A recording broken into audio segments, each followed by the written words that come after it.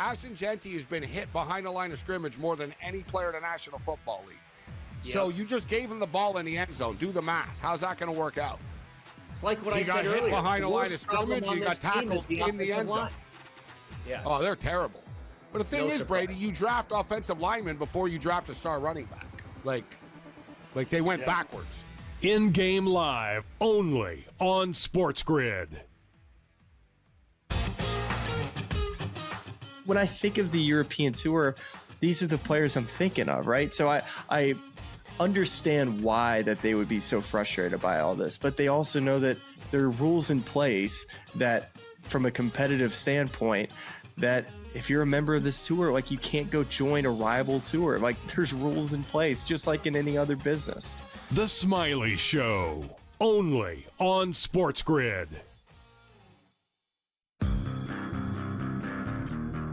The Green Bay area and the Philadelphia area, you would get on ABC normally. Yes. But they didn't have ABC, so they couldn't get it locally. Yeah, it just, you have to ask the question, like, nobody wants to hear from Bob Iger during the Monday night game when 10 million people are blacked out from watching the game, and you not ask him about when the blackout's going to end. The Craig Carton Show, only on SportsGrid. The 35 cents, though, for yes on Ohio State. Yeah. I like that, Donnie. I think there's value in that right now because we only got, 3 weeks left to go. Then we'll have conference championships. Yeah, the more they keep winning, and they will win, the more that will increase, and that's a pretty good return on an investment there with Kalshi. The Early Line, only on SportsGrid.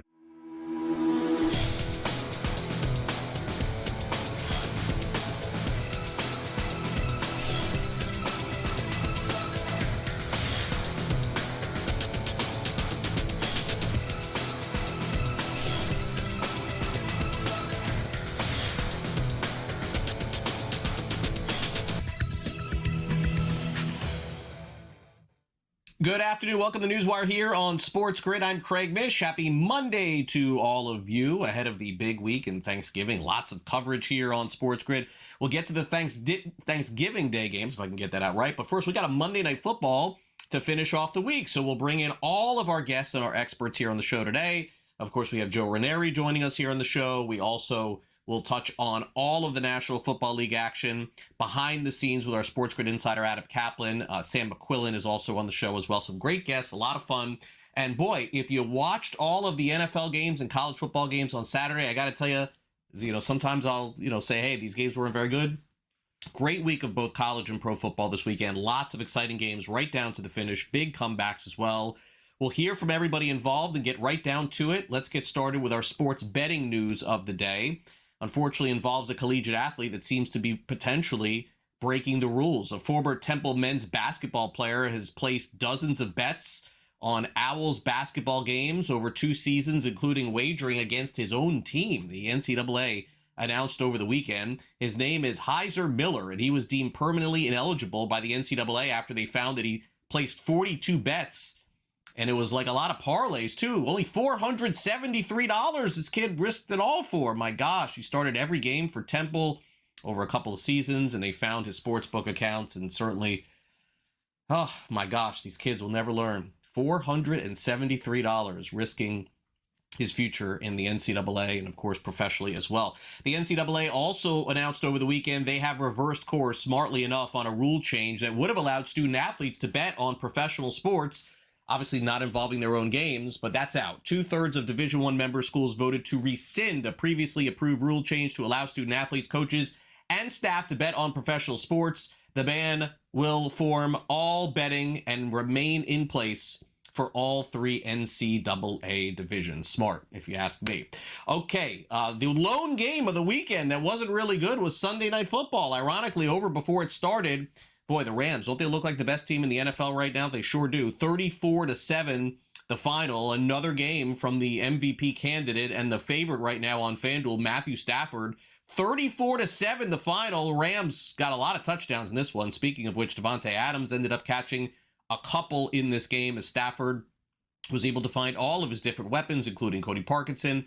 Also in this game, it should be noted that Baker Mayfield did not finish the game. That would have been Teddy Bridgewater because Mayfield fell awkwardly on his left shoulder. That's the non-throwing shoulder. He went in the blue tent, ended up coming back in, and then couldn't finish the game. So no word on Baker coming up this weekend. Here is Sean McVay on how well the team played and actually singling out some special teams performances. Overall, really pleased. It was awesome to see our field goal operation. Mevis hitting a couple big field goals. I think that's going to serve us really well.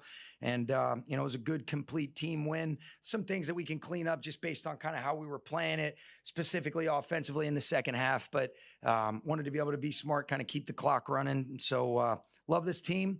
A lot of respect for Coach Bowles and that group. And, we'll move on and start getting ready for the Panthers. I saw a lot of guys get better. I saw some things we can do better. It's not everybody. It happens to be a guy here and a guy there, and it ends up being the same thing.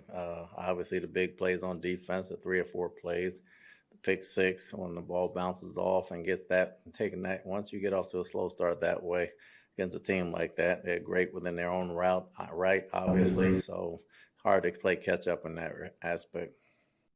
What an impressive fourth quarter comeback it was for the Kansas City Chiefs yesterday, with their season seemingly hanging in the balance. Patrick Mahomes and company capture a 23-20 win in overtime. The Chiefs clearly did not cover the spread. The game also went under the total. Patrick Mahomes, after the game, talking about the comeback and just how resilient the team was to get that win against the Colts. And the game's not going your way.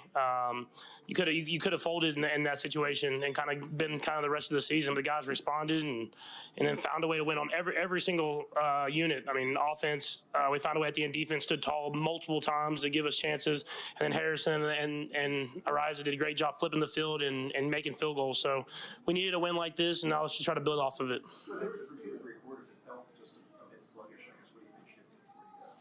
I think guys it's kind of an urgency thing. I mean, obviously you want to be urgent, but it was do or die type thing where you had to make something happen, and guys made plays happen throughout the entire team. It wasn't one person; it was everybody. Everybody made plays in the biggest moments, and we found a way to win.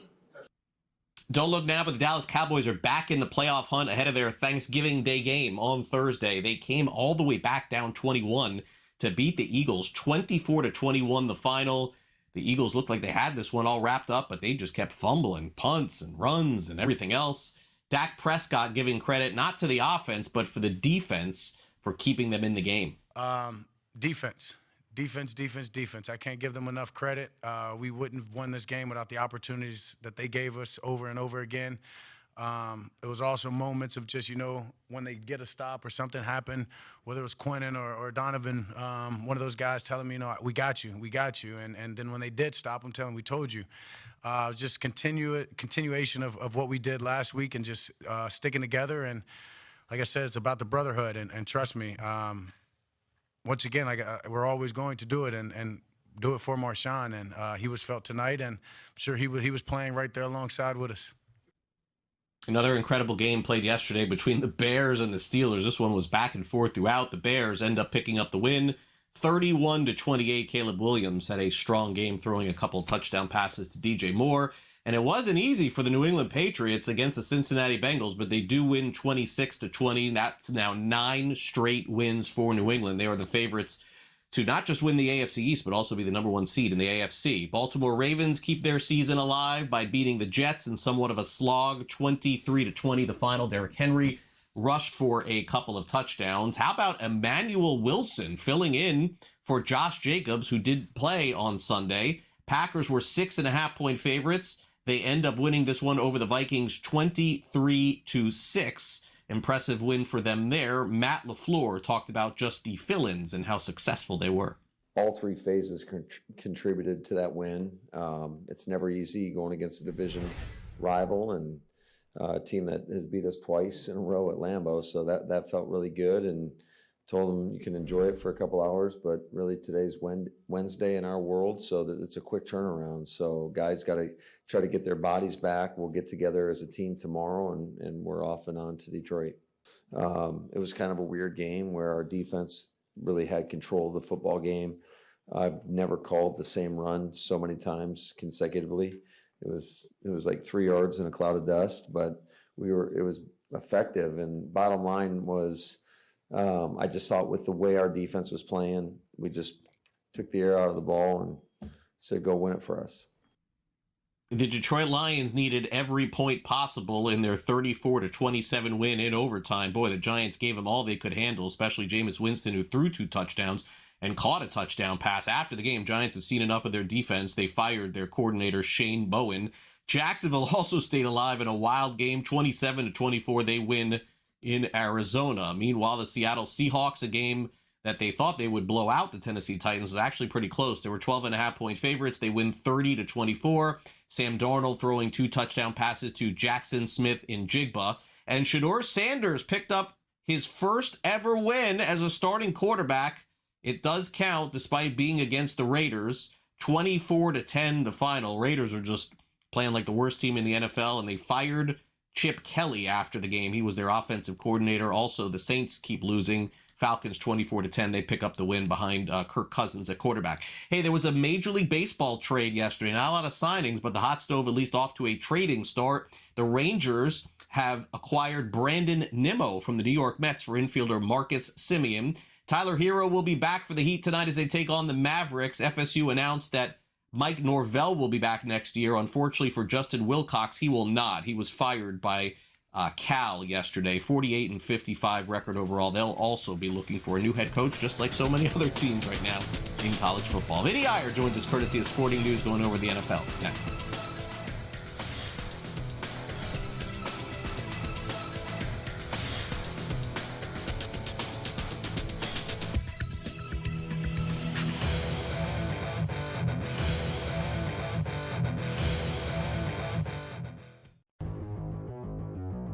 You need Justin Jefferson on that wall in the playoffs. Like, you got to go get him.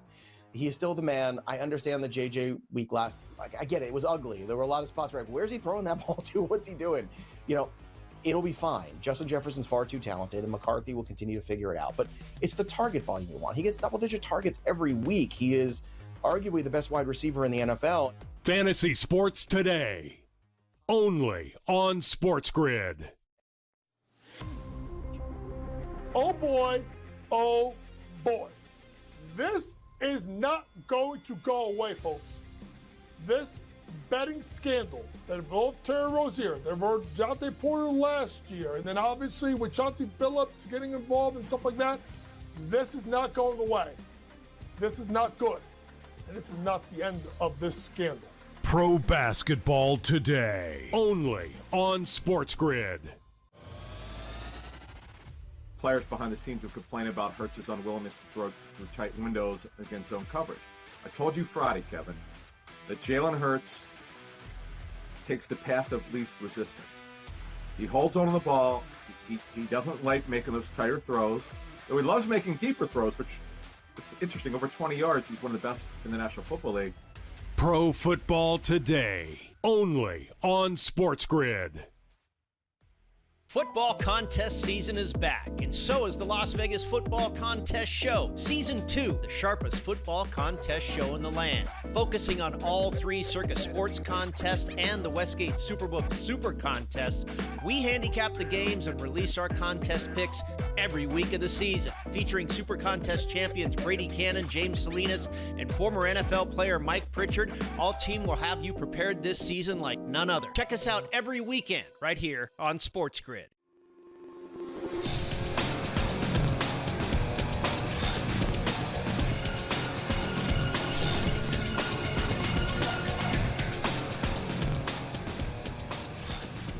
Welcome back to NewsWire here on SportsGrid. What a wild week it was in the National Football League. Lots of one-score games, overtime games, three-point games. Let's bring in Vinny Iyer to go over the latest. But first, before we get to all the good games, unfortunately, the worst game of the week was played on Sunday Night Football. This was the only game, Vinny, of the day where I could turn it off.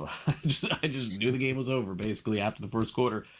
Rams looked like the best team in the NFL, man. I did not see this coming. I did not think that this would be the best team in the league at all, but Matthew Stafford is on fire right now. The ad of Devontae Adams cannot be overstated at this point. He's been fantastic. 34-7 is the final there. And so it seems like they're also building a little bit of home field advantage too. The crowd seemingly behind games in LA, which I haven't seen in a while too. So look, with the Eagles loss and the Rams win, Rams apparently team to beat right now in the NFC.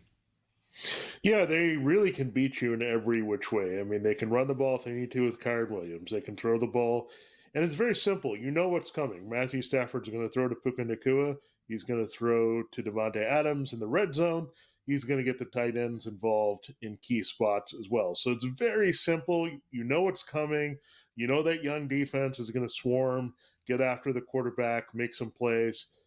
The problem is you can't stop it so easily. So really credit both to Sean McVay and Les Snead, 4 years after the last Super Bowl run, to get right back to this level as really a complete team. And I think in some ways they're better than that team because I think their offense is a little bit better, where you have two receivers that are dangerous every week, that are really hard to stop all over the field. You got Matthew Stafford, I think, fully healthy, playing well. This young defense, I know the last defense had Aaron Donald and Jalen Ramsey, but this one I think has more depth and versatility across the board. So overall, I think the Rams are just a complete team right now, really hard to beat. Yep, Stafford yesterday, 3 touchdowns, no interceptions. His touchdown to interception ratio is as good as any quarterback we've seen in the league in a long time. They're also favored to be the number 1 seed in the West now at minus 140, so that's flipped from Philly, and also favored to win the NFC above Philly. And also their Super Bowl odds are now plus 430 on the season, so Rams in the right place. Real quick, let's put a bow on the Buccaneers here. Look, I don't think the Bucky Irving injury really cost them anything. I really don't think the Mike Evans injury in particular, Vinny, cost them a lot. It just seems like the Bucs now may have a major issue on their hands if they don't have Baker Mayfield, because that is not somebody that they can replace. With all due respect to Teddy Bridgewater, I guess we'll have to wait and see, Vinny, but if this is like a separated shoulder or some sort of dislocation, I think Baker's had this issue in the past, by the way, too. We're looking at multiple weeks. The Bucs could be on the outside looking into the playoffs. Yeah, fortunately they play in the NFC South, and the Panthers are going to have to go and get this division. The Falcons might be able to rally here with Kirk Cousins. Who knows with the way things are going in this division. But it's going to be a very weak division champion. I mean, based on just the injuries the Buccaneers have. The Panthers, look, they are impressive in their wins, but they're really bad in their losses, and they get the 49ers. That's not going to be easy to try to take advantage of the Bucs loss and get in the first place. So that division is wide open in the worst way possible. It's going to be a team that's going to probably limp into the playoffs at 4. You're going to face a very strong wildcard team, right? I mean, the records in the NFC are inflated. You probably will see a team that doesn't win the NFC West, and that team is going to be favored in that game no matter what. So when you look at this, I mean, this is maybe where you change the home field advantage stuff a little bit. Maybe you could put that into play for the AFC North as well. But yeah, someone's got to have to win that division. I still think the Bucs are the favorite because they have the lead. And can we really trust the Panthers or Falcons down the stretch? I don't think so. Probably not. No. I thought we could trust the Lions, but after watching yesterday's game, the way that the Giants took it to them, I'm not even so sure, especially if they can win like this at home. 34-27. The Lions had to come back and win this one. Giants blow it late, although Jameis Winston was fantastic in this one. And when Jonathan Taylor had that crazy game a few weeks ago, Vinny, I'm like, this is one of the best fantasy games of all time. I don't think anyone's going to beat that. I was wrong. Jahmyr Gibbs, 219 rushing yards, 11 receptions, and 3 touchdowns. Best performance of the season for any running back in reality or fantasy. So the good news is the Lions pick up the win, and I understand it's hard to win in the NFL, but man, my confidence level in them is shaken a little bit. Yeah, their defense was really disappointing. You saw the opportunity there against Jameis Winston. They come in, the Giants just don't care, running trick plays, doing whatever they want with Winston, moving the ball downfield. They just got very aggressive against the Lions. I think that's what you have to do here, just throw on them. I mean, you can still throw on the Lions despite all their improvements on pass defense.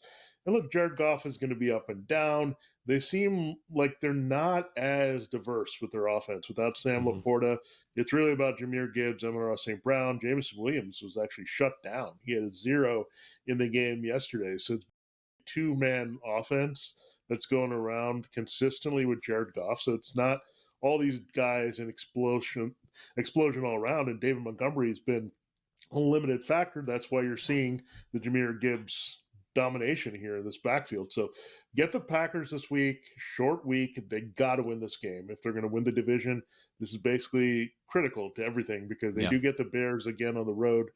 They did crush the Bears before at home. They got to do the same to the Packers in this one to get right back into winning the division, or the playoffs may not be guaranteed here. Yeah, Packers win 23-6, do it rather easily against the Vikings, who are having all kinds of issues on offense right now. And Emmanuel Wilson filled in for Josh Jacobs. He was great, and they just kept running the ball, and he kept scoring. So they pick up the win there in that one. And the Chicago Bears, Vinny, also beat the Pittsburgh Steelers 31-28. And so 2 impressive wins from those 2 teams in the division. And I think it's fair to say that we're probably going to see all 3 of these teams make the playoffs this year. I mean, barring some collapse by the Bears, right? Yeah, the Bears are just pretty steady at this point. I mean, Caleb Williams has been more consistent over the past few weeks. And look, it's not always pretty. You look at the Bears stat line and said, what happened to this player? Why couldn't they run the ball? Why did Caleb Williams have a rough day? They have turnovers or whatnot. But they just kind of figure it out with their offense and defense. So the Bears are still the team that you're going to chase. But Bears-Eagles, that should be very interesting. Who thought both those teams would have the same record going to that Black Friday game? So I'm excited. I want to see all 3 teams. I want to see all 3 teams make the playoffs because all 3 could make a deep run, and that's what I want to see. Great football Thursday and Friday, Vinny. Enjoy it. Happy Thanksgiving. Thanks again for coming on NewsWire. Thanks, Craig. SportsGrid Sound Off up next. Don't go away.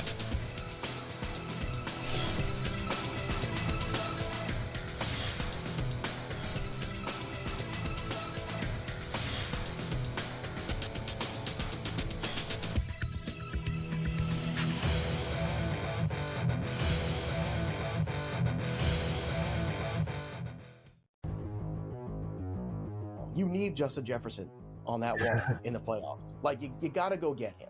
He is still the man. I understand the JJ week last. Like, I get it. It was ugly. There were a lot of spots where, like, where's he throwing that ball to? What's he doing?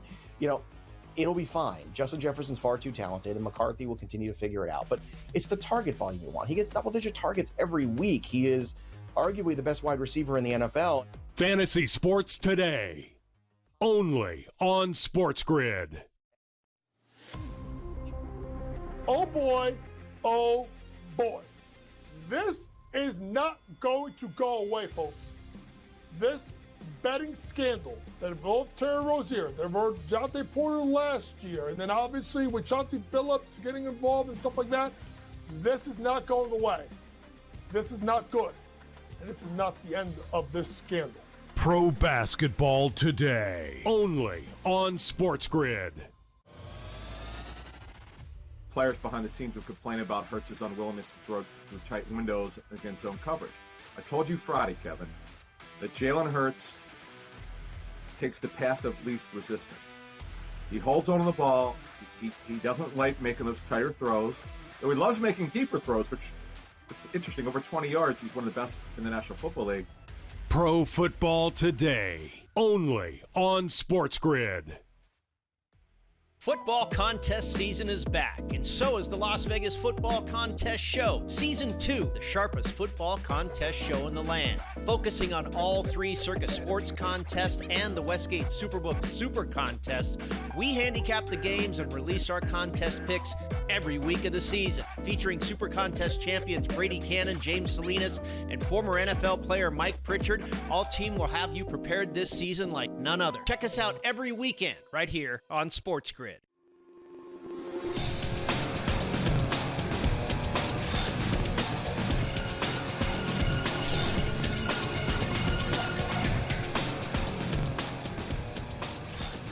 Welcome back to NewsWire here on SportsGrid. One of the stars of the day in the NFL was Shedeur Sanders of the Cleveland Browns picking up his first ever win. We'll hear from him. Also, Nick Sirianni of the Eagles weighing in on a game that looks like they should have won but gave away. And speaking of which, the Colts had a big lead on the Chiefs. What happened? We'll hear from Daniel Jones too. Time now for the SportsGrid at Sound Off.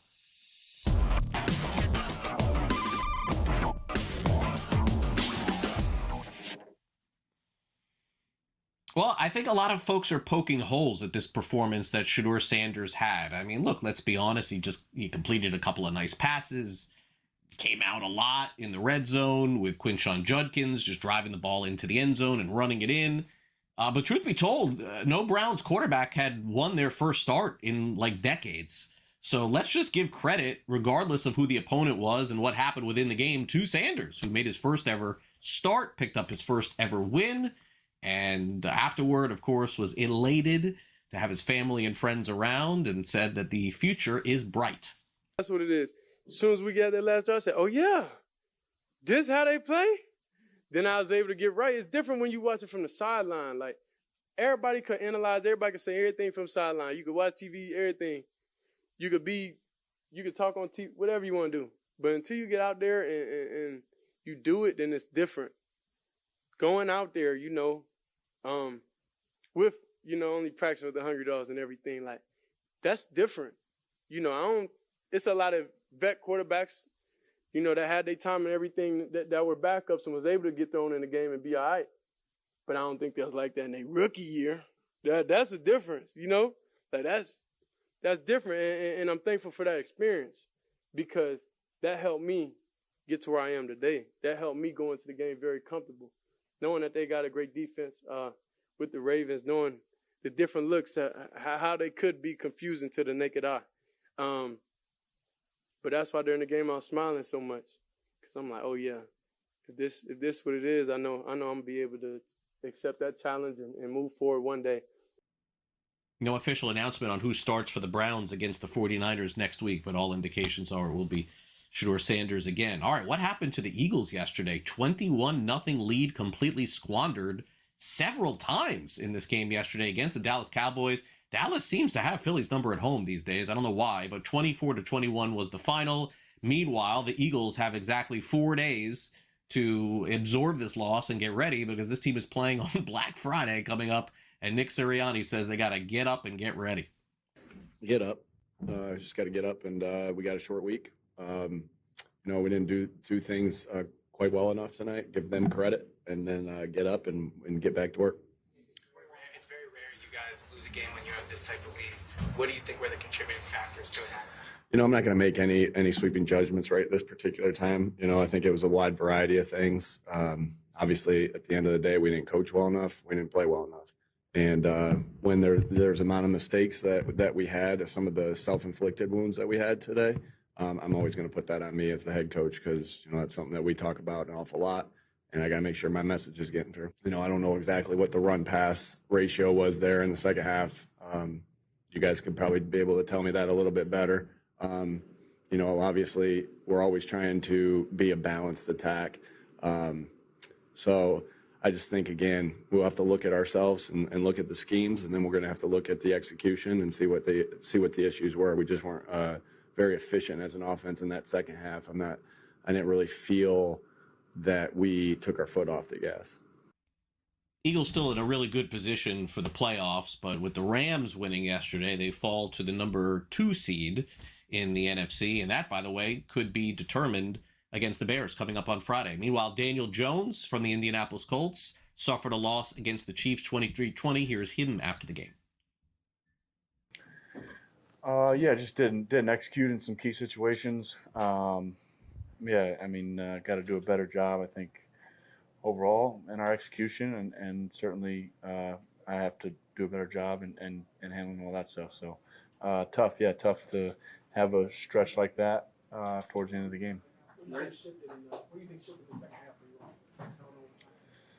you? I'm not sure. I think just plays here and there we didn't execute as well as we should have, and some opportunities didn't take advantage of. So we'll go back and look at the tape and see where we could have been better. Frustrated for sure. Frustrated, but you try to stay into what's next and kind of what's coming up and how you prepare for that. So I don't think anyone got out of the game or out of the moment or let that affect us going forward. We'll take a quick time out. More to come on NewsWire after this.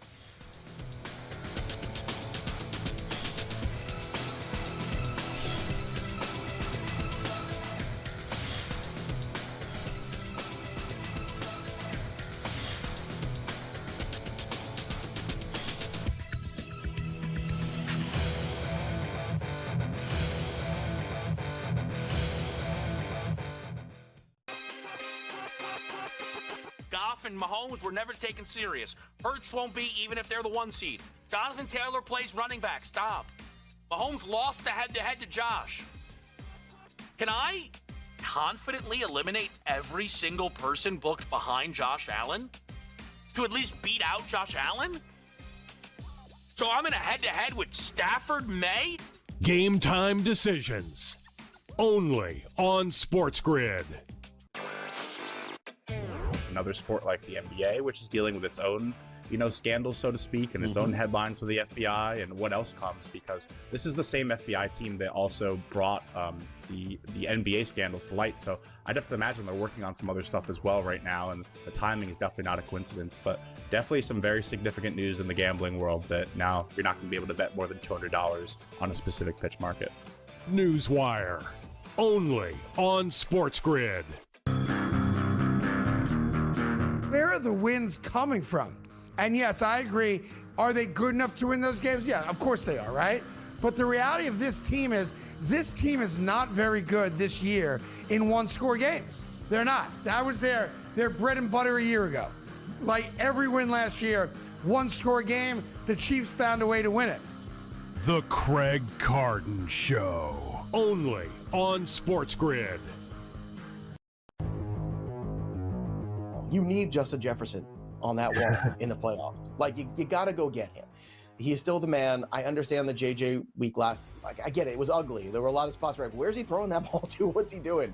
It'll be fine. Justin Jefferson's far too talented, and McCarthy will continue to figure it out. But it's the target volume you want. He gets double-digit targets every week. He is arguably the best wide receiver in the NFL. Fantasy Sports Today. Only on SportsGrid.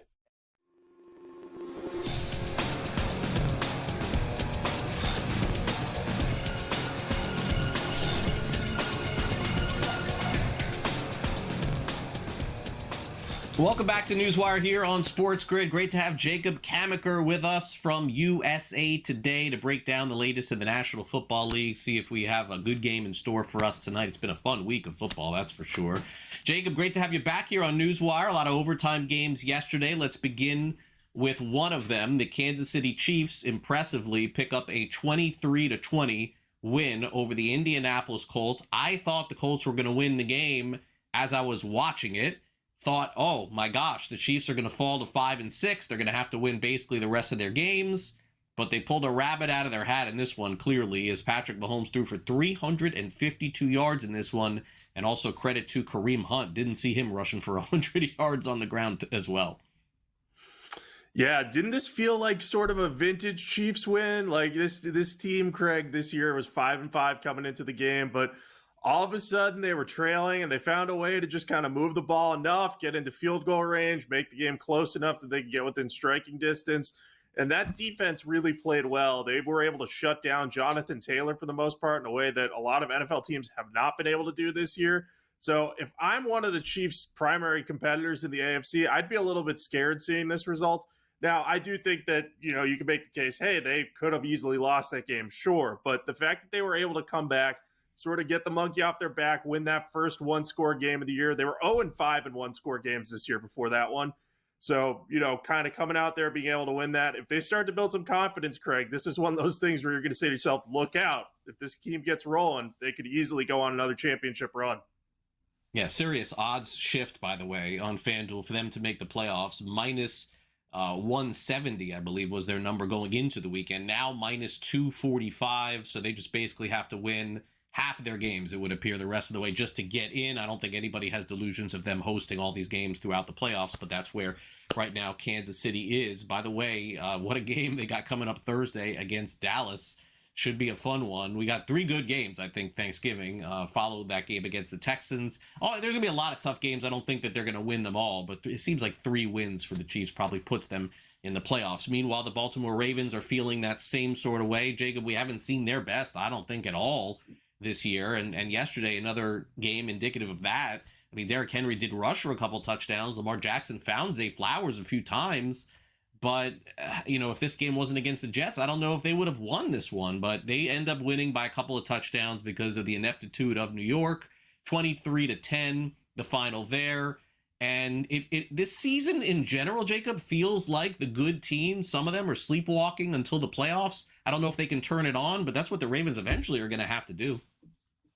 Yeah, I think you hit the nail on the head with the sleepwalking thing. Because look, Craig, they're playing on Thanksgiving night against the Bengals. That's a pretty big fish for them to fry. I know the Bengals haven't been good this year, but Joe Burrow might be back. You know, just hosting a Thanksgiving game is an honor that teams don't often have. So I think the Ravens might have been looking ahead to that and thinking to themselves, oh, we can handle the Jets. The Jets haven't been good at all this year. And, you know, the Jets, again, were not very good. They maybe looked a little bit better with Tyrod Taylor at quarterback. They could at least pass the ball a bit. But I think the Ravens kind of knew that they'd be able to win that game, even if they weren't at their best. Lamar Jackson certainly didn't inspire a ton of confidence in that game. I'll be interested to see how he does against the Bengals. Bengals defense hasn't been good this year, but I'd like to see him just, you know, look a little bit more confident out there as a passer. We know he's capable of doing it, but just he's had a couple of back-to-back lower end weeks. So I think he might be saving a little bit for the tank. I don't think he's banged up or anything, but this game against the Bengals should be a big test for the Ravens because all of a sudden they're in the driver's seat in that AFC North. Yeah. And if they win on Thursday night, they'll put the pressure on the Steelers to have to bounce back and win. And we don't know if Rodgers is going to be able to play for them.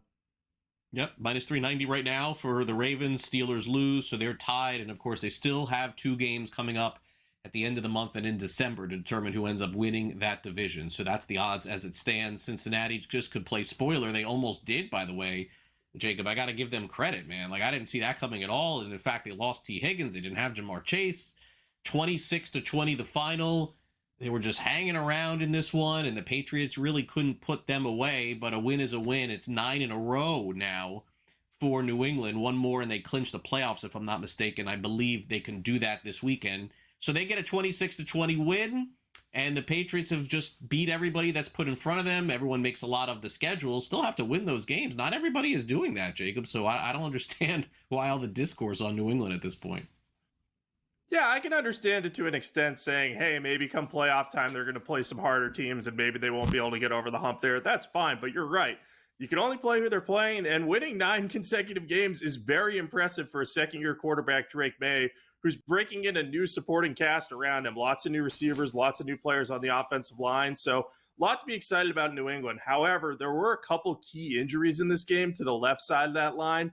Will Campbell and Jared Wilson, 2 rookie linemen who have been starting for the Patriots, both went down with injuries. It sounds like they're going to miss time because of them. We don't know exactly how long they'll be out. Be interesting to see if Drake May continues to play well with different blindside blocking out there. I think Vidarian Lowe replaced Will Campbell. I'm not sure who came into the game at left guard there, but that'll be something to watch in the coming weeks, especially if those guys are unable to play in the postseason, because we've seen Drake May do well under pressure, but I'm not sure how long he's going to be able to, deal with a lot of blindside pressure. And the Bengals are one of the teams in the NFL that does not generate almost any pressure, especially not with Trey Hendrickson out on the field. So I'll say this. I think the Patriots winning, they still have some kinks to iron out. The other thing, got to figure out their goal line back rotation because they tried 3 different guys there, it seemed. And Ramondre Stevenson couldn't get in, Terrell Jennings couldn't get in, and Travion Henderson all couldn't get in. So got to figure out who can get the rock in there, Craig. You got to get those goal line touchdowns when the opportunity's there. Yeah, maybe just the quarterback going in could be the way they go in the future.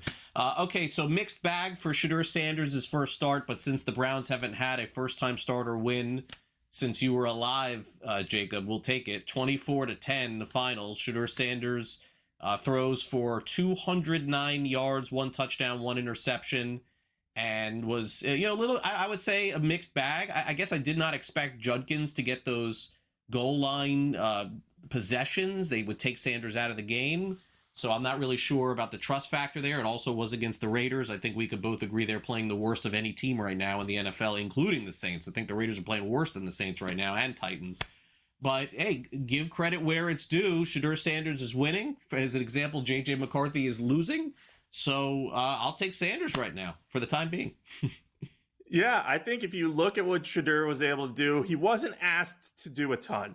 The Browns built a lead in that game, and he was sort of just asked to protect it, not make major mistakes, not have big negative plays. But I think the number one thing you have to be happy with if you're the Browns here, Shedeur only took 1 sack during the game, and he lost 3 yards. One of the biggest problems with him was his tendency to kind of fade back in the pocket, try to run away from pressure, and then take massive sacks. So his ability to only get sacked once in 20 plus dropbacks was pretty good. And he had a really nice downfield throw, that 53-yard strike to Isaiah Bond. I will say the second half was probably a little less sharp from Sanders. He put the ball in danger a couple times. Jamal Adams very nearly was able to pick six him, but the running back, I think it was Dylan Sampson, managed to catch the ball just before Adams met him in the backfield.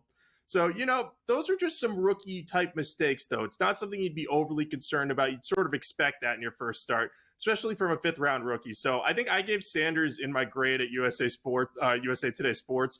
I think I gave him a B-, just saying, hey, he flashed some good upside. He had some down plays. It's like you said, it's a mixed bag. But, hey, getting the win, that's key. We'll see if they keep starting him moving forward. I'll be interested to see if he plays against the 49ers, how he'll be able to do in that matchup against a much, much better defense.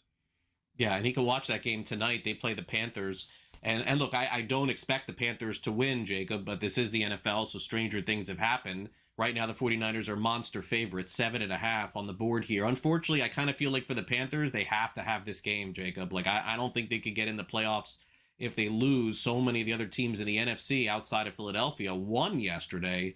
So a lot of pressure on them. Credit that they've had a great year, but I think it could come to an end tonight if they don't win. Yeah, the one saving grace is they're actually tied with the Buccaneers in the NFC South standings, but I tend to agree with you. An important game for them tonight. They got to at least have a good showing and stay competitive, even if they don't win it. All right, Jacob, thanks again. Happy holidays. Happy Thanksgiving. We'll see you back here next week on NewsWire.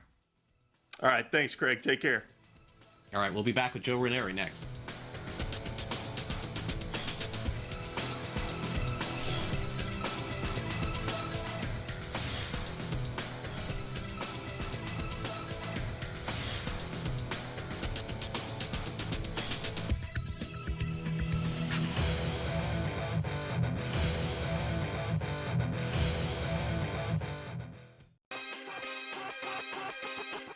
And Mahomes were never taken serious. Hurts won't be even if they're the 1 seed.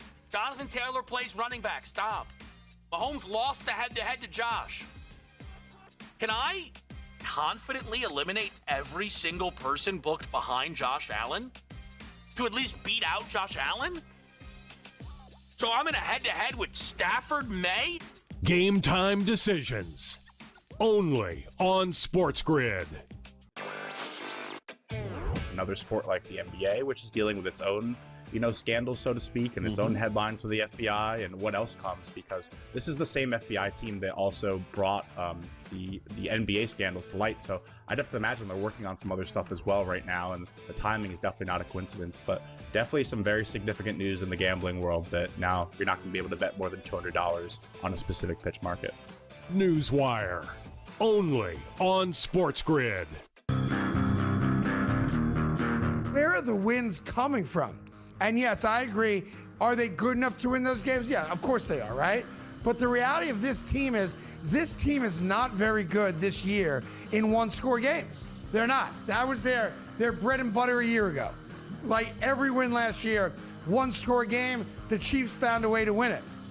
The Craig Carton Show, only on SportsGrid.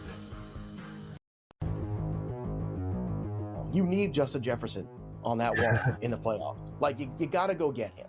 He is still the man. I understand the JJ week last. Like, I get it. It was ugly. There were a lot of spots where, where's he throwing that ball to? What's he doing? It'll be fine. Justin Jefferson's far too talented, and McCarthy will continue to figure it out. But it's the target volume you want. He gets double-digit targets every week. He is arguably the best wide receiver in the NFL. Fantasy Sports Today, only on SportsGrid.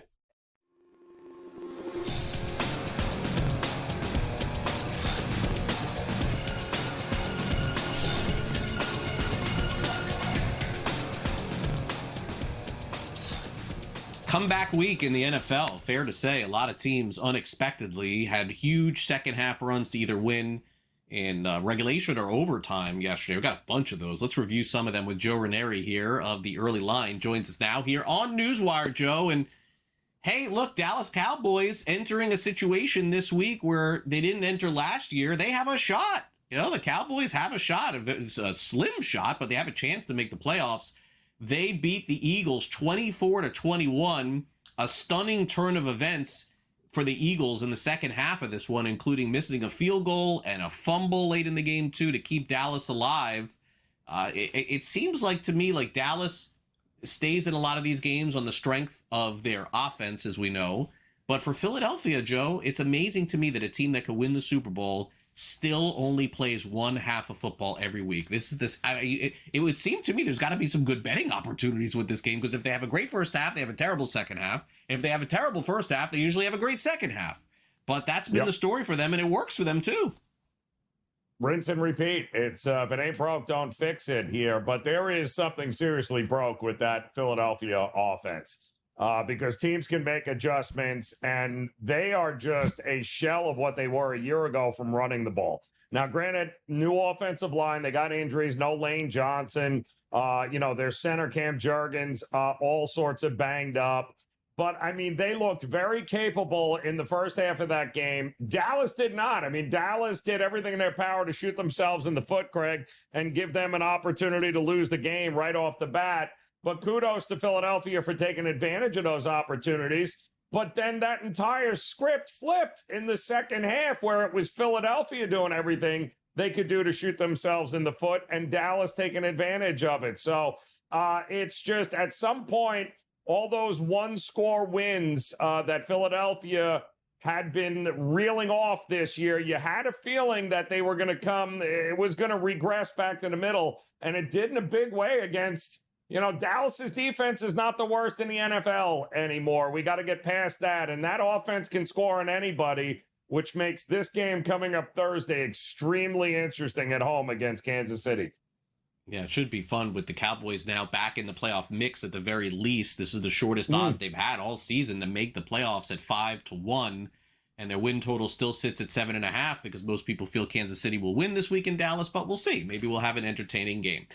Seattle this season is winning on the strength of Jackson Smith and Jigba's historical season, where he could approach 2,000 yards this year. It's crazy how this guy can't get covered. Joe, he's the best receiver going right now in the NFL. Seattle wins 30-24. They win in Tennessee. Seattle would punch them, and then Tennessee would punch back a little bit. So credit to them for staying in the game and covering the spread. But let's show you these numbers here. 10 more targets, 8 receptions, 167 yards, and 2 touchdowns. Joe, this guy just gets wide open. There's always 2 guys on him, and it doesn't even matter. Doesn't matter. And the fact that he's got Sam Darnold throwing to him is hilarious. But the reality is, listen, all you had to do was get rid of Tyler Lockett and Metcalf for this kid to shine. And shine he is doing as just absolutely uncoverable. And when bad defenses go up against him, he's going to put up record numbers. It's going to be like this for a while.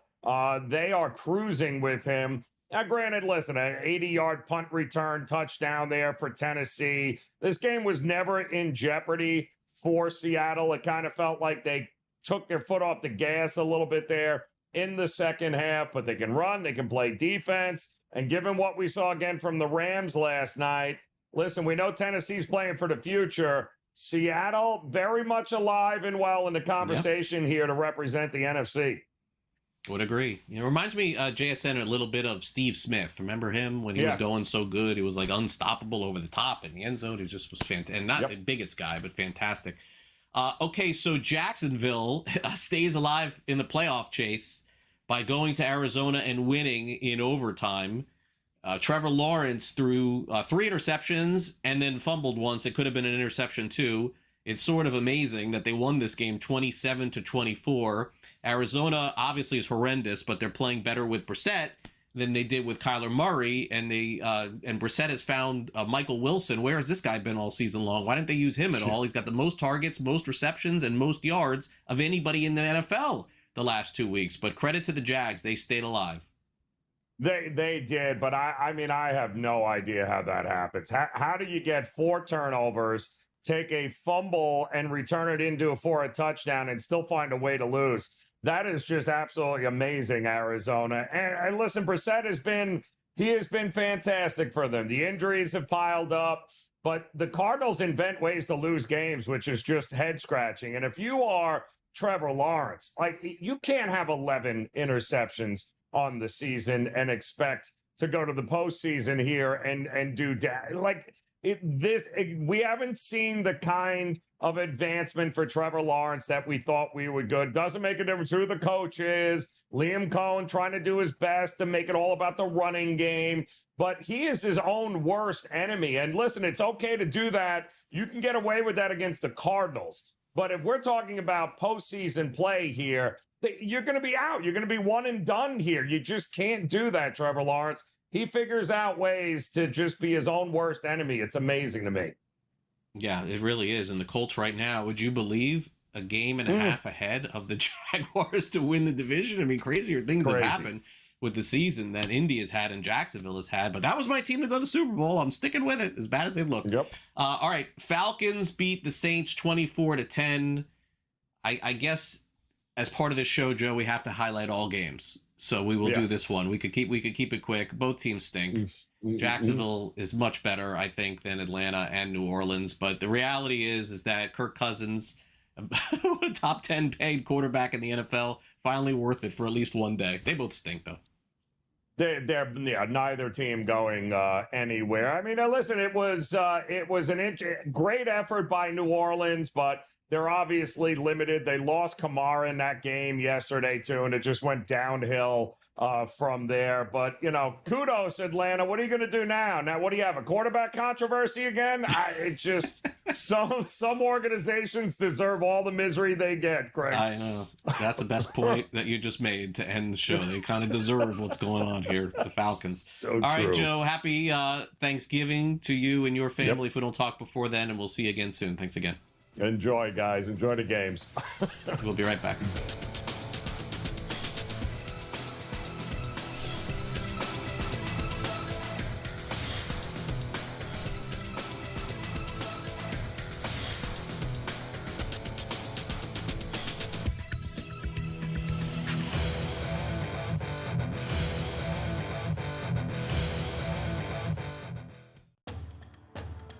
It's almost like betting the stock market. The good part about it is you can take a bet today. In 2 or 3 days, if you nail that bet, you can be able to cash out, Joe. Like you just hit a heavy stock. Like you go into Sun Microsystems or whatever it's called, and you buy into it. In 3 days, you can sell it for a massive profit. Do you understand these markets, Joe? I do understand the markets. It's amazing how some of the predictive markets seem to have the answers before the test. SportsGrid's College Football Today.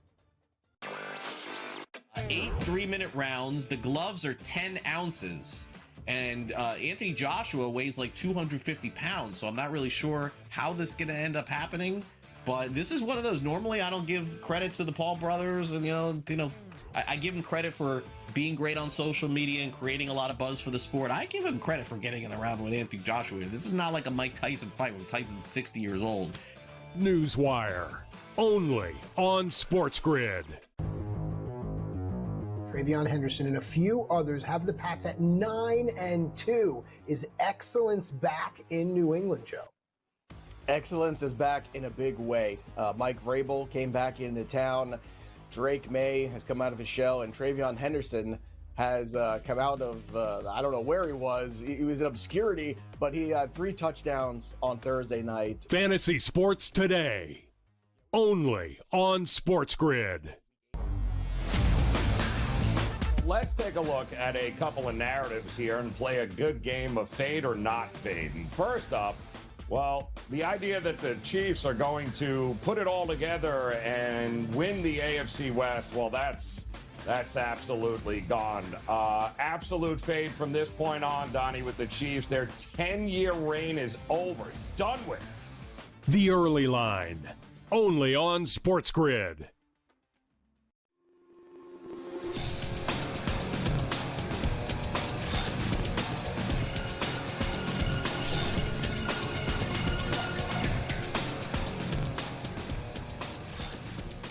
Welcome back to NewsWire here on SportsGrid. We are inching closer and closer to the college football playoff. In fact, this week coming up is the final week of college football's regular season. It is sort of crazy for me to even say that here on the show. I remember when we were all back in July and August waiting for the beginning of the college football season. And now we're coming down to the end here. So let me kind of break it down for you. So tomorrow we'll get the updated standings for the college football playoff, which, by the way, is not going to shift, I don't think, all that significantly. Then we'll get the games coming up this week. Rivalry week, Ohio State, Michigan, Florida. Not that Florida State's a rivalry, but you get Mississippi against Mississippi State. We'll get some clarity on Lane Kiffin, too. And then the following week, we get all of the championship games. And then officially the college football bowl season and college playoff season begins. So as we head down the stretch, we had some somewhat significant news coming from college football yesterday. Two teams that are not in the college football playoff. Cal fired their head coach, and Mike Norvell, the head coach at Florida State, is going to end up keeping his job. If Florida State beats Florida this week, then Florida State would be bowl eligible going into the upcoming bowl season. So without further ado, let's get the landscape of where we are here in college football with, I think this is the biggest week of the season. With rivalries, things tend to go a little bit sideways. And then where we are in the future as far as where we head toward week 14 and the Army-Navy game and everything else. For that, we turn it over to Rich Sermonillo, who, of course, breaks down college football for us as Thanksgiving week is here, which means a lot of great games. And certainly some upsets usually are in store as well. So let's take a look back at week 13 and look ahead to week 14 in college football. Craig, it is Thanksgiving week across the country for college football fans. It is rivalry week. It's going to be a great week of games, a lot of implications in terms of the playoff, conference championships, and the Heisman race. So let's take a moment and talk about some scenarios. Now, the big conferences, here are the teams that can play their way into championship week. ACC, the two teams, SMU, repeat of last year. They have a chance if they beat Cal, and remarkably, Virginia. They face their in-state rival, Virginia Tech. ACC is never predictable, so I would not be the least bit surprised if we see a loss from one of these two teams. SMU has to go out to Cal. Final game for their head coach, Justin Wilcox. He was just fired on Sunday, so that'll be emotional. That's going to be tough for SMU. And then Virginia against Virginia Tech. Cavs have lost 19 of their last 20 against the Hokies. This is an unfamiliar position. They have to win. Waiting in the wings if there's a loss from one of those two teams, the Miami Pitt winner, and possibly Duke. So a lot of scenarios from the ACC. Big Ten and Big 12, a lot more predictable. Big Ten looks like it'll be Ohio State, Indiana. Buckeyes obviously play Michigan. Michigan still has a possibility of winning if they can upset Ohio State. They've won 4 in a row in this series, by the way, and Ohio State fans are well aware of that. We could see Michigan in the Big Ten title game, but I still expect it to be Ohio State, Indiana. Big 12, the teams that can play their way in, the favorites all year long, Texas Tech, BYU, heavy double-digit favorites this week. That's the game I would expect to see in Arlington next Saturday. And finally, the SEC, a little more wide open. A&M can play their way in, undefeated, but Friday night, it's at Texas. That's a major rivalry game. That'll be probably the most intense, best game of the weekend. Texas A&M against Texas. A&M wins, they're in. If they lose, we're going to go to tiebreaker scenarios. Same situation with Alabama. Iron Bowl, they go to Auburn. We know all about the history of this series and the intensity. Alabama wins, they're in. If they lose, it could open the door for Georgia and Ole Miss. So a lot of scenarios. Now, Group of 5, JMU's in the SBC title game. I expect them to win out from here, including win the conference championship. Who gets the Group of 5 automatic playoff berth? Well, that could come down to North Texas and Tulane. Those are the likely teams playing in the American Conference Championship. So North Texas, Tulane, James Madison, that's the team that would be, in all likelihood, the G5 representative. Finally, some Heisman talk. I know Heisman voters very well. They don't like being told what to do. They're being told that this is Fernando Mendoza or Julian Sayin likely to face off in Indianapolis a week from now. The guy that's getting a lot of buzz is Notre Dame running back Jeremiah Love. Now, they only have Stanford coming up, no conference championship game. That hurts him. But watch Jeremiah Love in terms of the Heisman, plus 450 right now as far as his chances.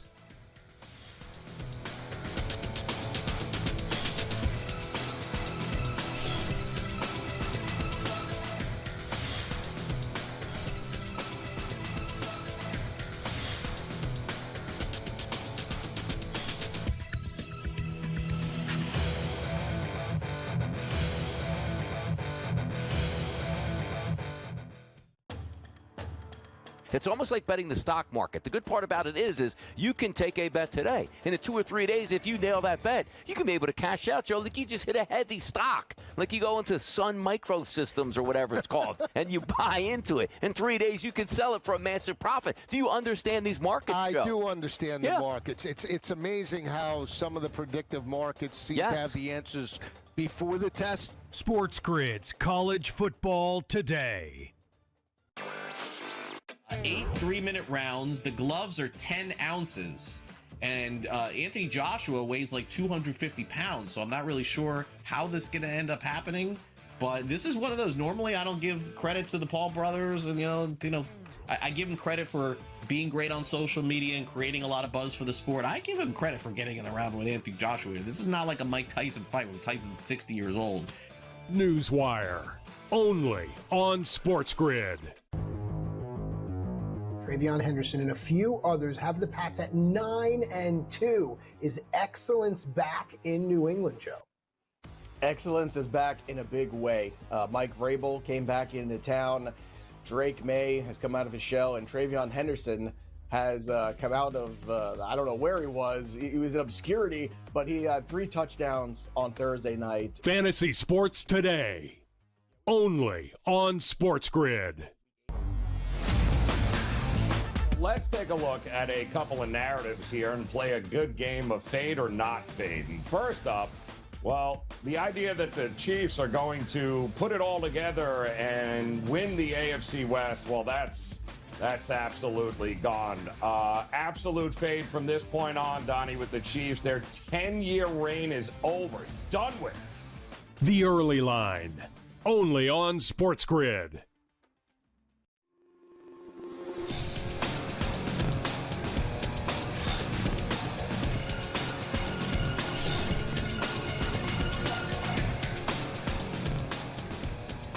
Welcome back to NewsWire here on SportsGrid. Always great to catch up with Adam Kaplan, our SportsGrid insider, each and every Monday here on NewsWire. Adam, great to have you. And what was I probably am going to say, and doesn't feel like a short memory, the best Sunday of the NFL season? I think so. I think it was the most exciting. A lot of games coming down to the wire. Thursday was good too. Yep. So the NFL got exactly what they wanted. Some parity. The better teams, some losing, some winning as well. But really exciting, fantastic finishes and 3 overtime games on a Sunday. Can't complain with that. It was. We had the Shedeur Sanders debut as a starter. We had that. The craziness of the Eagles' choke of a 21-point lead against their hated rival Cowboys and Big D. That was one of the strangest games I've seen this season. Couldn't make it up for it was kind of like a soap opera, that game, right? And we'll get to that later. But yeah, it was a really entertaining Sunday. I would agree with you. Then we had the Sunday night game where Baker Mayfield sprained his left shoulder. Yeah. It's a pain tolerance thing. Joe Flacco's been playing with the same injury. But yeah, it's and injuries, by the way, injuries are playing a major factor. They continue to hurt teams. And you want to know why? And we'll get to the Giants situation, Craig, with Shane Bowen, the coordinator, being fired. Mm-hmm. They've had a number of problems in their secondary with injury. It's hard to win in the National Football League when your starters don't play. Yeah, definitely. So credit to the Bears, by the way. I didn't realize how many injuries they had on the defensive backfield. But the story of the day amongst all of those close games was the one that really wasn't close, where Shedeur Sanders made his debut and won as a starter for the Cleveland Browns, which we haven't seen all that often in the history of you covering the league and me covering it too. You don't see that very often. And it does count, despite being against the Raiders, who are playing the worst of any team in the NFL right now, even worse than the Saints. It's stunning how bad they were. They fired Chip Kelly after the game yesterday. But look, Shedeur Sanders is doing what J.J. McCarthy can't. So why should we be taking away anything from his victory yesterday? I'm not following this one. Well, no. What I would say is this. If you watch the game, if you grade the throws, he had one unbelievable throw where he rolled out to his right. And by the way, Kevin Stefanski and his coaching staff did a good job of managing Sanders. What they did is they had him roll out a lot, try to get a clear picture of what you're trying to do as a quarterback. And the throw to Isaiah Bond for 50 yards was phenomenal. It was a big-time throw. And the funny thing about Sanders is he's never been known for his arm strength. It's more been about his timing and rhythm and touch. But that was a great throw. Now, the 2 other plays were Jerry Jeudy was not covered. Sanders held on to the ball, waited forever. He must have had 7 seconds, and then he hit and uncovered Jeudy. And then the other one, to Dylan Sampson, the 66-yarder, was a check down. So it wasn't like he threw the ball downfield. So, but the thing is, he only had the one turnover, did throw for over 200 yards. They won the game. That's the thing. Yeah, Build the confidence. And I know Kevin Stefanski doesn't want to name a starter. Dylan Gabriel's got the concussion. Sanders will start. You can't go back to Gabriel. You got to. You have to get an evaluation of Shedeur Sanders. Okay, their pass target group is fine. It's not great, but it's okay. The line gave him plenty of time to throw the football. That's also important. And yeah, the Raiders are an absolute train wreck. They're just. It's funny for all the people. We'll talk about them later, and Chip Kelly and a couple things that they've done. But for all the people thought that Pete Carroll was going to be the knight in shining armor here, and there was somehow going to be a playoff team. I don't know what you're thinking. When you don't have a very good roster, you can't win in the National Football League. They've one of the worst rosters. That's why they're bad. Do you think Pete Carroll will be back next year? Doesn't look like it. Someone, a coach from another team asked me that, and I'm like, well, I know Mark Davis is used to paying coaches not to coach. I think we got to get through the season here. Yeah. But they were expecting, after they dismissed Antonio Pierce, to have a new vibe in the building. And he did. Pete's very positive, and guy's a winner, is a Super Bowl winner. But you could have all the vibe that you want, but when you have a bad roster, and Geno Smith has regressed this season. Now, Chip Kelly got fired. We might as well get into that. He was fired because of it. The running game with Ashton Genty, by the way, been awful. It's been very disappointing. Genty, Craig, everything I was told before the draft, it's turned out to be true in terms of the way his style. He's physical. He is great yards after contact. He's just not good and explosive. That's not his deal. His deal is sustainability, control the clock. You win with him. You pound the rock, and he's been unable to do that. He's just not explosive. So it's this job. When I talked to some NFL people before Pete got it, it wasn't a desirable job, although they, as you know, they brought Bowers, is tremendous. Max Crosby is great on defense, but it's just, I bring it back to you, Craig. It's hard when you don't have star players or enough of them. You can't win. And the quarterback's been a disappointment. Running back has not done much this season. He's been a disappointment. And they're just not developing there. They're kind of a train wreck, the Raiders. Let's call it like it is. Yeah. I'll call it like it is too. The Raiders, talent-wise, should not be 2-15, Adam, on the season. It should not be. They should not be worse than the Saints. They should not be worse than the Browns. They should not be worse than the Jets. I think going into the season, no one would have expected that, and that's where I think the issue is. As far as Genty is concerned, watched him play almost all his games at Boise State. 1 carry, 2 yards. Second carry, 2 yards. Yep. Second carry, 3 yards. Next carry, 50. Back again. Let's start over again. 1 carry, 2 yards. 1 carry. It's like Barry Sanders all over again. Doesn't work anymore. These guys are fast in the NFL. They catch you, which is why Jeremiah Love is going to be a lot better than Genty is from Notre Dame, because Jeremiah Love is a superstar incoming in the NFL. Reminds me of Barkley. Story for another day. Speaking of Barkley, Eagles, they'll win the Super Bowl again, but they'll only play good in the first. Why can't they play 2 halves of football ever? This is going on 2 years, and yet it doesn't matter, though, because they keep winning all season long. It's the same thing again. I think it's a great betting opportunity whenever you're playing against the Eagles. If they're horrible in the first half, bet them hard in the second half. If they're great in the first half, bet them against them in the second half. I mean, look what they did against the Rams when they blocked those kicks and everything like that. It looked like they were done for. I cannot figure them out at all, but you know what, Adam? They'll probably be playing in the NFC Championship with a chance to go to the Super Bowl again. Yeah, and they have the tiebreaker against those Rams that you mentioned when the Rams dropped a 19-point lead. The Eagles dropped a 21-point lead. It was one of the strangest games I've seen this season of any team in terms of Philly. And then, of course, with Dallas, the way they started the game, when Kevontae Turpin, their kickoff returner, also as a receiver, when he stumbled and he fumbled the football, bad penalties, one that they shouldn't have gotten on the running into the punter. That call was clear through the video, should not have been made. But they overcame that. The Eagles, who started off, their passing game was the best it had been all season. Hurts was phenomenal in the first half. Then they had 9 penalties in the second half, several of them on offense. False start, illegal motion, killing drives. Like the fans in Philly want to fire offense coordinator Kevin Petula. This is not a Kevin Petula problem this game. This is a situation where failure to execute and 14 penalties, Craig. That's embarrassing. You can't have that. So, yeah, Philly's a good team. They're hovering in my circle of trust. We'll talk about that in the second segment. But yeah, that's a terrible loss. Now they're in a short week. They will host the Bears on Friday. That game, which we probably yawned at to start the season, holy smokes. Both teams, Craig, 8-3. Both teams, Eagles have a couple of new injuries in their secondary. And then the Bears were down 6 key players on defense against the Steelers, but yet they won.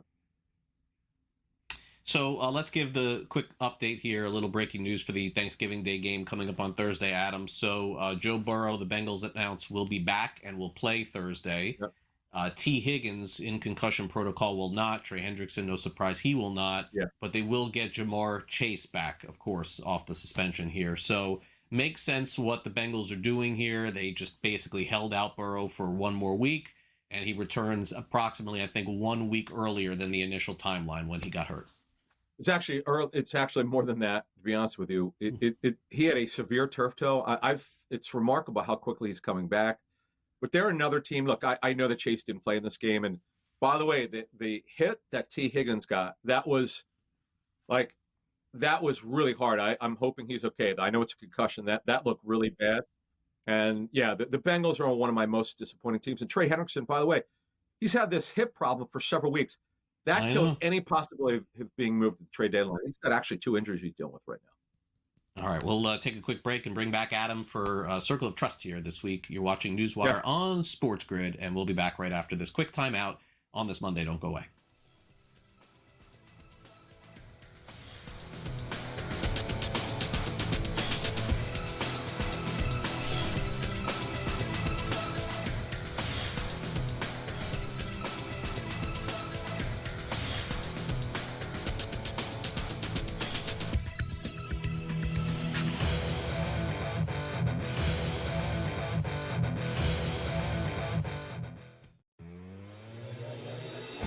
Ashton Genty has been hit behind the line of scrimmage more than any player in the National Football League. Yep. So you just gave him the ball in the end zone. Do the math. How's that going to work out? It's like what I said earlier. He got hit behind the line of scrimmage. He got tackled in the end zone. Yeah. Oh, they're terrible. But the thing is, Brady, you draft offensive linemen before you draft a star running back. Like they went backwards. In-game live only on SportsGrid. When I think of the European tour, these are the players I'm thinking of, right? So I understand why that they would be so frustrated by all this, but they also know that there are rules in place that, from a competitive standpoint, that if you're a member of this tour, like, you can't go join a rival tour. Like, there's rules in place, just like in any other business. The Smiley Show, only on SportsGrid.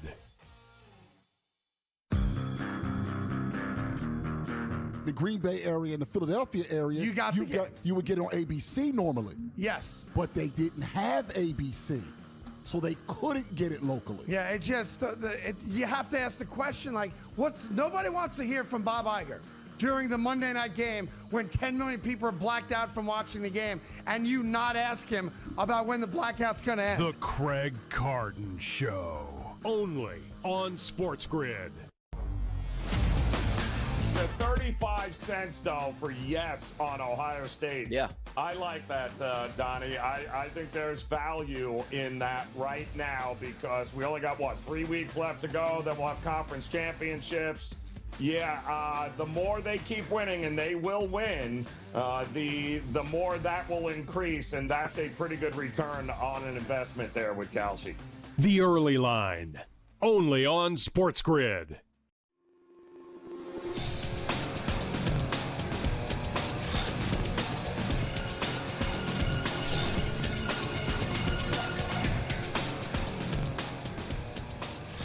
Welcome back to NewsWire here on SportsGrid. From this week to last week, as I look at it here, not a huge change as far as Adam's trustworthy teams in the National Football League. Maybe a little bit shakier or a little bit of a bump, but nothing significant. So, Adam, you have the Rams smartly as the number one team in the NFL and really trust them. And New England's won 9 games in a row. And so, look, everybody they throw at them, eventually you would figure somebody would beat them by accident because that's what the NFL is. I thought maybe that game was yesterday, by the way, with the Bengals. But they seem to be playing like the best teams in the NFL. I'm still not completely sold that New England's going anywhere, by the way, this year. But as far as the regular season is concerned, yes, they're at the top. Yeah, and they're going to, they have a very good chance to get home field in the AFC. But, yeah, the Rams, look, they continue to win. And remember, one of their losses was a 19-point loss at Philly. They dominated the Eagles for 2.5 quarters. The Patriots, to me now, Will Campbell, their left tackle, is hurt. He's got a knee sprain. He's week to week. So that does concern me. They don't really have a viable candidate to replace him. So that's something to watch as we go forward here. Now, the Patriots, by the way, have their bye in week 14. There are no byes this week. We should mention that. Eagles, I have a lot of trust in them. Look, they're 8-3, back here in Philly.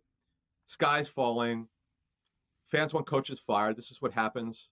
No matter what market you're in, everybody needs to be fired when the team's really good.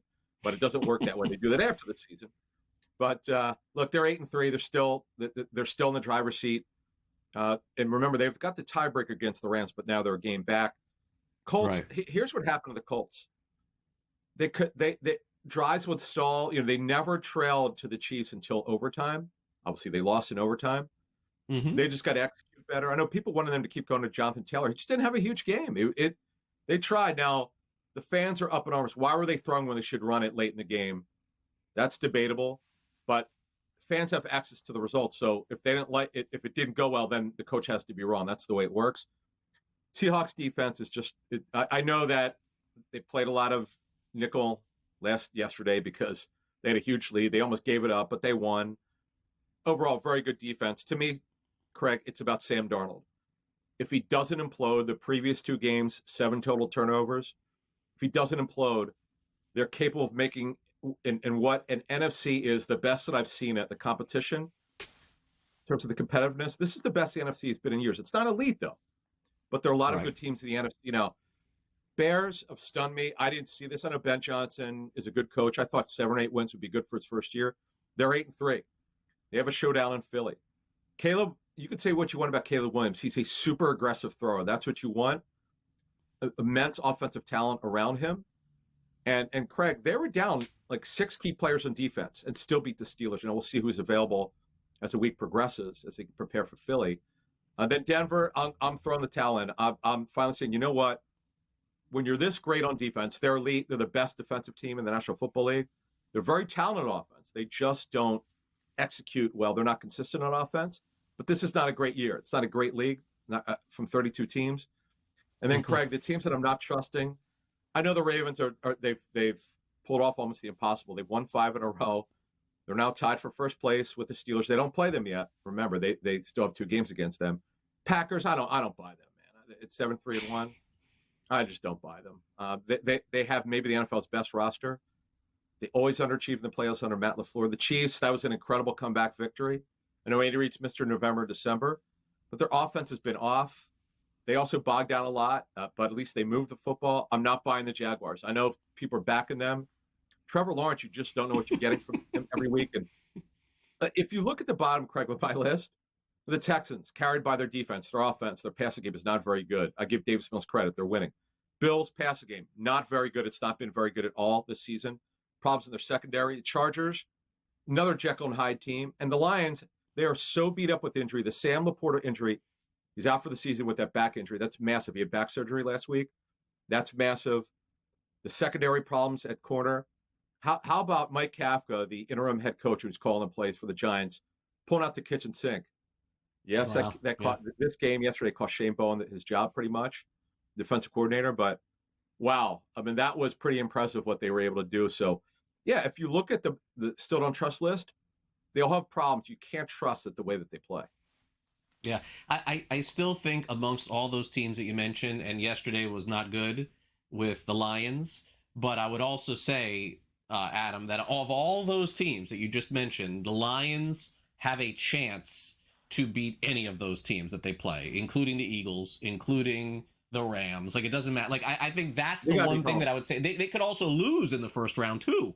But I'm just saying, like, that's the one team that I look at that tells me, it wouldn't surprise me if they were, let's say, 4.5-point underdogs in a game at LA and they won the game outright. It wouldn't shock me. Like, that's the only one of all of them. Well, I would say this for the Lions. With Dan Campbell calling the plays, you don't quite know what to get from him. Overall, it's been pretty good so far. And you give the guy credit. He did it in his first year when he fired Anthony Lynn. They were 0-8 already. So didn't really matter much, but he did it. But doing it here when the team had a winning record is, you just don't see that. But when you get feedback from your players, and it's very clear that it's not happening with your scheme, and you can call plays, you do it. And he's a great head coach. I do worry, though. There's some worry about around the league, though, Craig, talking to clubs who watch their tape. And just you look at the amount of injuries they've had the last 2 years, particularly the secondary. They're one of the teams that practices very hard in training camp. They actually hit in training camp. One of the few teams. Because you asked about Dan Campbell. You do worry about that. That's something Campbell's got to look at. Why do they have so many injuries? That, to me, is a concern. Fair enough. Real quick before we go here, that's all the positive teams. Negative here, Vikings. Let's get it. Their season's over now, and I know they need to know if McCarthy can play or not. But I mean, Shedeur Sanders is winning. Last year, Jaden Daniels was fantastic, and Bo Nix and all that. I mean, I know you need more time for this guy, but the results thus far are brutal. I mean, what? I mean, no catches for Addison yesterday, and Jefferson is like an afterthought. How is this possible? Yeah, it's bad. And look, with this situation, McCarthy missing his rookie season due to injury, that clearly has been a problem. He was not available till June of this year in their offseason program. It's showing. Now, we're going to talk more about this in coming weeks, but this seems like a situation. It's very obvious. They're going to have someone else to compete with him next year. It has to be better. You're absolutely right. Yeah. All right. Well, Adam, happy Thanksgiving to you and your family, certainly. Thanks for coming on NewsWire. We'll catch up again next week. Sounds good. Thanks. All right. We'll be right back.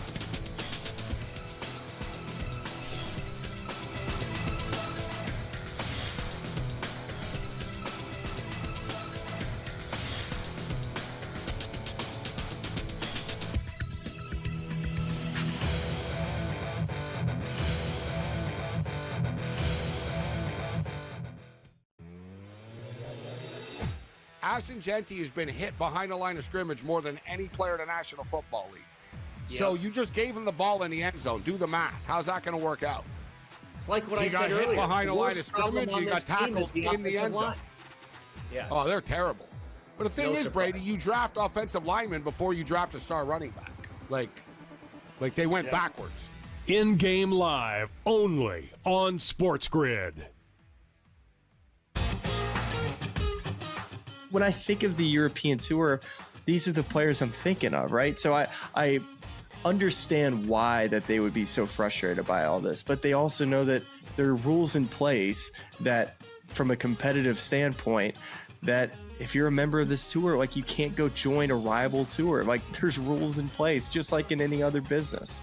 The Smiley Show, only on SportsGrid.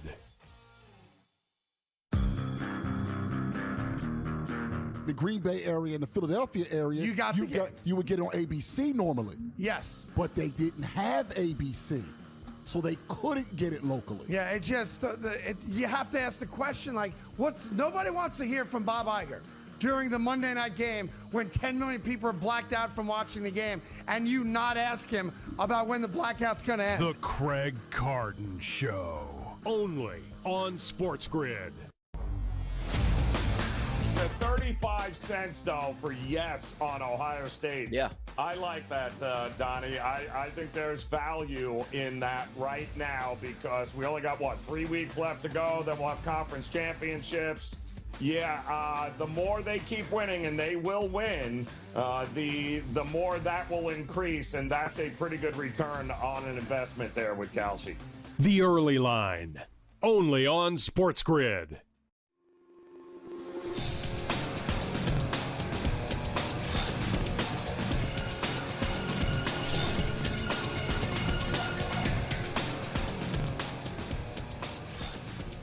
Welcome back to NewsWire here on SportsGrid. As we talked about earlier in the show, the Bengals have made it official. The return of Joe Burrow at quarterback is this week on Thanksgiving Day. So get ready for the return of Burrow since week 1 in September. Incredible. He's missed this amount of time, but was supposed to be back, I guess, a couple weeks from now.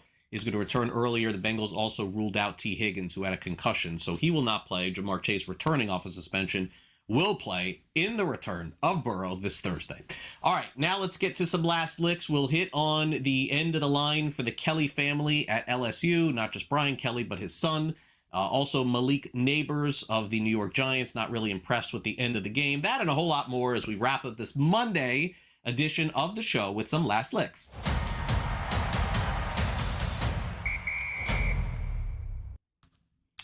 All right, Malik Neighbors, who's out for the season and not playing for the New York Giants, certainly has had his fair share of words with the organization and the Giants. In fact, he had this to say after the Giants ended up losing and blowing another game this past week against the Detroit Lions. He went on social media, which is not a safe place to be ever for these guys. When will they ever learn? And then he deleted this post, but here it is. If you can read it, I'll read it to you. Sometimes I think they be making us lose on purpose because it's no way, bro. You throw the ball instead of running it to make them burn 2 timeouts. Then you don't kick the field goal and they have to go down and score. Football, common sense. Am I missing something? No, Malik Neighbors is not wrong. It's, not the best way of putting it, I would say. But no, he is not wrong. It was a weird ending of the game for the Giants. Jameis Winston was fantastic. The bigger question for me, Malik Neighbors should probably be asking this question. Aren't we all asking this question? Brian Daboll, who's since been fired, right, as head coach of the Giants, how did they land on Russell Wilson over Jameis Winston at the beginning of the season? And by the way, Russell Wilson threw for 400 yards against the Cowboys week 2. But how did they land on that with the way that Winston played yesterday against Detroit? I will never know. But Neighbors will be back next season. I'm guessing Winston will not be there. Jackson Dart, by the way, supposed to return this week for the New York Giants, although Winston's played good with him out. Okay, so Brian Kelly, no longer the head coach at LSU. But on senior day, or senior night as they would call it, I did not realize that Brian Kelly has a son who played for LSU, although I don't know that he played all that much. So his son, because Brian Kelly has been fired, and I guess his wife didn't want to go, his mom, Brian Kelly's son's mom, ran out of the tunnel on LSU's senior night, saying goodbye to all the faithful in Baton Rouge. And he also turned to the camera that was there and said, "Long live BK," his dad. Free my boy, BK, his dad, his boy. Very strange. Brian Kelly, we're still waiting to see if he's going to end up getting this buyout. What we did learn, by the way, last week is that we're making way too much of this buyout money because James Franklin punted it all to take the head coaching job at Virginia Tech. So the money is there only if you don't take another job. So look, I get Jimbo Fisher sitting home and still collecting a check from Texas A&M, and some other coaches are doing it too. But this only is relevant if the guy decides to never coach again and sit on the couch. Will Brian Kelly end up doing that? Will he? They're trying to fire him for cause. I don't know. But what in the world is his son saying, "Free my boy"? I don't think that I've ever referred to my dad as my boy. Story for another day. Okay, yet another spitting incident in football. This time we go to Colorado State and Darius Curry, the quarterback, and offensive lineman Liam Wortman. They've been suspended for their last game of the season. Would you believe this? The two players were seen spitting on Boise State players during the second half of their Saturday night's game. A video on social media showed Curry spitting at a defensive lineman named Jaden Virgin Morgan, who blocked Curry while at a Boise State player what he thought was a live ball and a backwards pass. The pass was ruled an incompletion, and it wasn't immediately clear whom or when Wortman spit. Were they watching the Jamar Chase video? This ended up costing him the final game of the regular season. Can't you figure out something else to not do on a football field? I don't get this one at all. Spitting is not for winners, folks. You're going to be suspended. You're going to lose money. Your careers could be over. People remember this stuff. Stop it. Speaking of stop it, that's what we got to do. That's the end of the show today. Thanks again to Vinny Iyer, Sporting News, Jacob Kamaker of USA Today, Adam Kaplan of SportsGrid, and Joe Ranieri of SportsGrid as well. Thanks to our director Luke. For my producer Frank, I'm Craig Mish. Got Monday Night Football coming your way. Game time decisions and in-game live exclusively here on SportsGrid between the Panthers and 49ers, in addition all the NBA and NHL. See you back here for our next edition of NewsWire Tuesday at 12 o'clock Eastern. Have a great Monday, everyone. See you then.